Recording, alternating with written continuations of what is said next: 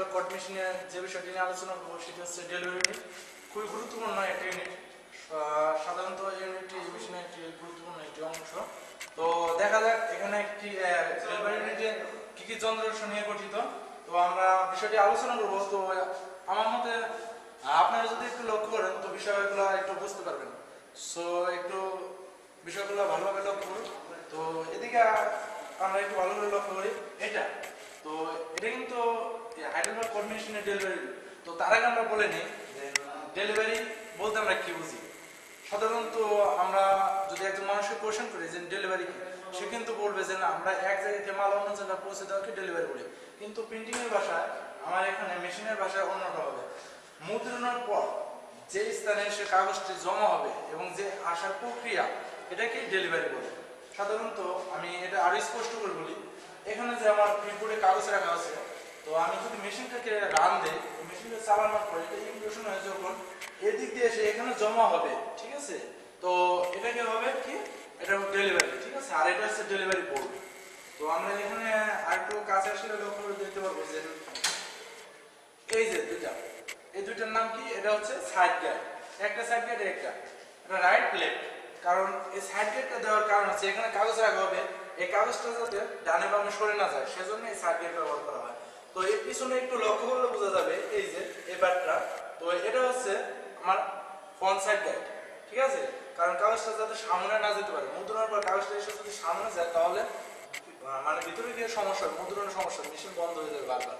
তো আমার এটা এই কারণে দেওয়া, মানে ফ্রন্ট সাইড গাইড যাতে হচ্ছে কাগজটা যাতে সামনে দিয়ে না অগ্রসর হতে পারে। তো আমার এদিকে আরেকটা বিষয়, এটা ব্যাক সাইড গাইড, ঠিক আছে। তো আমার এটা কিসের জন্য ইউজ করা হয়, কাগজ যেন এদিকে পড়ে না আসে। কাগজ যদি পড়ে যায় তাহলে কিন্তু নষ্ট হয়ে যাবে, কারণ মুদ্রণ মান হারাবে।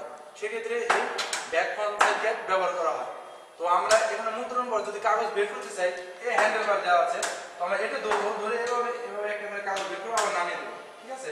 তো আমার এই যে সাইড গাইড আছে, তো এই সাইড গাইডকে আমি যদি একটু সরানো চাই, মনে করেন কাগজটা এদিকে আছে, তো আমার কাগজটা সঠিকভাবে বসতেছে না, আরেকটু জায়গা বাড়াতে হবে। তো আমি এই লক, ঠিক আছে, এই লকটা যদি আমি একটু লুজ করে দিই, তো এটা কিন্তু অটোমেটিকলি এদিকে চলে আসবে, হাত দিয়ে এমনি করে দিলে চলে আসবে। তো এদিক থেকে ঠিক একই সিস্টেম এটা আছে। তো এখানে আরেকটা বিষয়, উপরের দিকে আমরা একটু লক্ষ্য করি, এটা কিন্তু সেফটি লক। আমি যদি মেশিন চলতি অবস্থায় দেখা যাচ্ছে এখানে কাগজ কিন্তু ভিতরে ঢুকেছে, কিন্তু আমার কিন্তু সম্ভব না আমি ওখানে যে বন্ধ করবো, কারণ আমার কিন্তু এদিকে থাকবে, ঠিক আছে। সেক্ষেত্রে আমার বন্ধ করা কিন্তু খুবই প্রয়োজন, নাহলে কিন্তু আমার কাগজ নষ্ট হবে।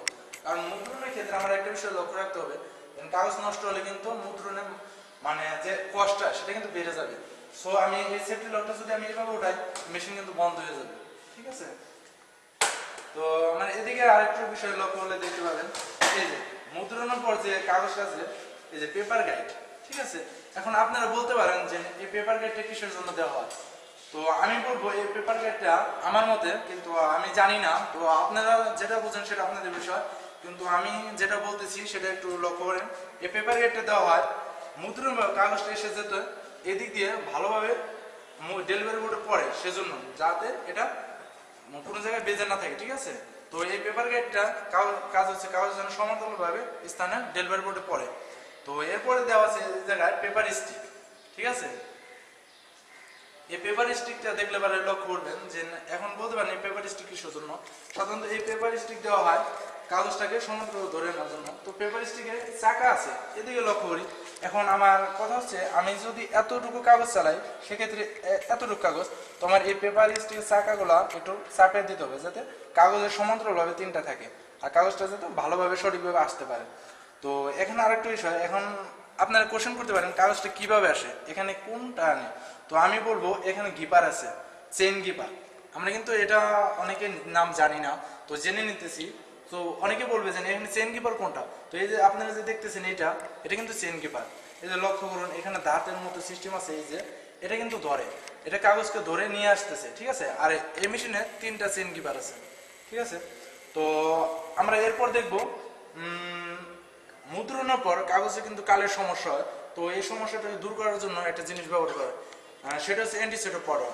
তো অ্যান্টিসেটো পাউডার কোনটার মাধ্যমে স্প্রে করা হয় সেটা জানার দরকার আছে। তো আমরা দেখি নিই সেটা কোনটা। তো এখানে দেওয়া আছে এই যে এই বিষয়টা, এটার মাধ্যমে কিন্তু পাউডার স্প্রে করা হয় যাতে মুদ্রণের পর কালটা তাড়াতাড়ি শুকায়। তো এটার মাধ্যমে সাধারণত মুদ্রণের কালি শুকানো হয়। আর এছাড়াও আমরা দেখিনি কারণ এই বোর্ডটা যখন মুদ্রণ পরে, এখন আপনারা বলবেন যে মুদ্রণে যদি কাগজ এসে জমা হতে থাকে তো এখানে তো জায়গা হবে না, তাহলে এটার নামে কি হবে? তো এটার নামা পদ্ধতি যেহেতু আছে, কারণ বোর্ড যেহেতু আছে সেটাকে নামানো ওঠানোর জন্য ব্যবস্থা থাকতে হবে। তো এদিকে আমি লক্ষ্য করি, এদিকে যে হ্যান্ডেল বারটা দেখতেছেন এটা ডেলিভারিকে নামানো যায়, একটু লক্ষ্য করুন, দেখেন ডেলিভারি বোর্ডটি কিন্তু অটোমেটিকলি নিচে নামতেছে। তো আমি যদি এদিকে দিই, মানে লক্ষ্য রাখবেন এইদিকে, তো আমি যদি এদিকে দিই সেটা কিন্তু উঠতেছে, আবার যদি এদিকে দিই সেটা কিন্তু নামতেছে। তো আবার এই ব্যাচ ফ্রন্ট সাইড ব্যাচ যেটা আছে, এখন কাগজ যদি বড় হয় সেক্ষেত্রে কিন্তু ওটা সামনের দিকে দিতে হবে। তো আমি সেক্ষেত্রে এটা কিভাবে এটা সেটিং করবো, সেক্ষেত্রে আমার লক রাখতে হবে। এখানে কিন্তু একটা লক আছে, ঠিক আছে, এটা ফ্রন্ট সাইড ব্যাচের লক। তো আমি এখানে একটা লুজ দিব, ঠিক আছে, এটা লুজ দেওয়ার পর, ঠিক আছে, এখন লুজ দেওয়ার পর আপনি বলবেন লুজ দিলে কি একাই চলে যাবে? না, একাই চলে যাবে না। এটা লুজ দেওয়ার পর আপনাকে এটা ঘোরাতে হবে, ঠিক আছে। আমি যদি একটু আপনাকে দেখাই তো বিষয়টা আরো স্পষ্ট হবে। এটা আমি লুজ দিছি, ঠিক আছে, লকটা লুজ দিলাম। এখন দেখেন না, এখানে এটা দেখেন না, এটা কিন্তু অটোমেটিক্যালি পিছেছে। আমি কিন্তু এখানে কিন্তু হ্যান্ডেল বার ঘোরাচ্ছি, তার মানে কি আমি যখন লকটা মানে একটু ঢিল দিব তখন কিন্তু ফ্রন্ট সাইড ব্যাগটা সামনের দিকে যাবে, ঠিক আছে, আবার এটা সামনের দিকে আসবে, এটা পিছনের দিকে যাবে, সামনের দিকে আসবে। তো আমি এটা টাইট দিই, ঠিক আছে, আমার এই বিষয়টা লক হয়ে গেল। তো আরেকটা বিষয়, এখানে কিন্তু একটা লক আছে, এই বিষয়টা, ঠিক আছে। তো যদি মেশিন বন্ধ হয়ে যায় লকটা কিন্তু ছাড়াতে হবে, ঠিক আছে। আর দেখে নিলাম। এখন আরেকটা বিষয় এখানে আছে, মেশিনের বন্ধ করার জন্য এখানে আরেকটা জিনিস আছে, সেটা হচ্ছে এটা। এটা বলা যায় এক ধরনের মেশিন অফ করার একটা যন্ত্র, হ্যান্ডেলও বলা যায়, কারণ এটার মধ্যে মেশিন অফ করা যায়। আর মুদ্রণের জন্য, মুদ্রণের কোনো সমস্যা, যেমন পানির সমস্যা অথবা মুদ্রণের দাগ আসতেছে না, সেজন্য এখানে কিন্তু এমনি দেখা যাবে না, কারণ এখানে একটা লাইট ব্যবহার করা দরকার। কিন্তু আমরা বলবো লাইটটা কই, এই যে এটা দেখতেছেন, এটা কিন্তু একটা লাইট, এই লাইটের মাধ্যমে মুদ্রণ কিন্তু স্পষ্টভাবে দেখা যায়, ঠিক আছে। তো এখানে আরেকটা বিষয়, মুদ্রণের পর আমরা ডেলিভারি বোর্ড কিন্তু চেঞ্জ করতে পারি, এটা অটোমেটিক্যালি ভাবে সামনে দিয়ে আসবে, পিছনে দিয়ে যাবে। তো আমরা ডেলিভারি বোর্ডটা একটা চেঞ্জ করে দেখাই, তাহলে আপনাদের ইজি হবে। এখানে আমি নামাচ্ছি ডেলিভারি বোর্ডটি। তো নামানোর পর একটু লক্ষ্য করুন, দেখুন এখন আমি যদি এটা টান দিই তো অটোমেটিক্যালি এটা বের হয়ে যাবে।